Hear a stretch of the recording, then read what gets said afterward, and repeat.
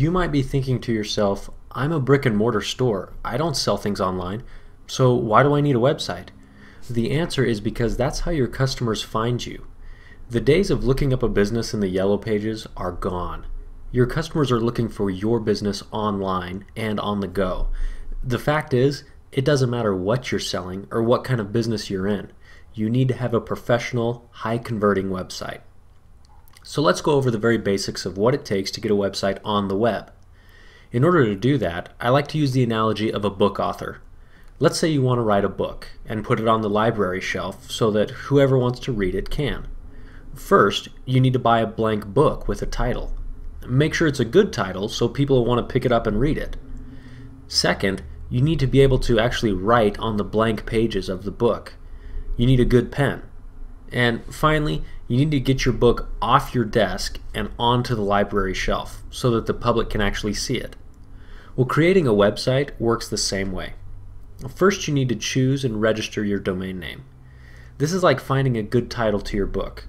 Because you're a brick and mortar store, it might be a good idea for your domain to have something to do with your geographic location.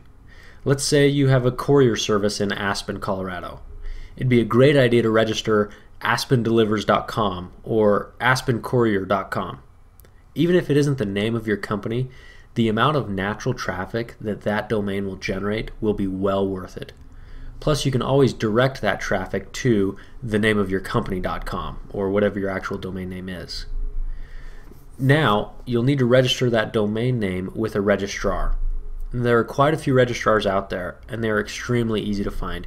You can just Google domain name registration and find one that you like. Once you have your domain name registered, it should be around $10 a year. You'll need to get your site hosted. This is where our analogy gets a little out of order, but because many registrars also act as hosting companies, now's the best time to discuss it. Having your website hosted is like putting your book on the library shelf. It allows everybody in the world to have access to it.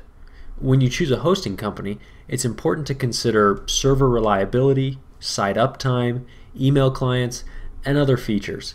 Saving a few dollars a month by using an unreliable hosting company will cost you many times more than that in lost business. So now that you have your blank book with a good title and you have it on the library shelf, it's time to actually start writing on the pages. Most hosting companies out there will offer different solutions for actually creating your website. We recommend WordPress from WordPress.org. It's free, it's widely used, and most hosting companies will offer a one-click installation of the software. Once you have it installed, you will find a plethora of documentation and help videos to get you started. Well, that's it for this overview of how to create your website. If you're feeling a little overwhelmed, don't worry about it. It can be a lot to take in at first. You may want to consider talking to an online marketing professional. These people have made a career out of helping people like you increase sales. It could be time very well spent. Thanks again, and we'll see you on the web.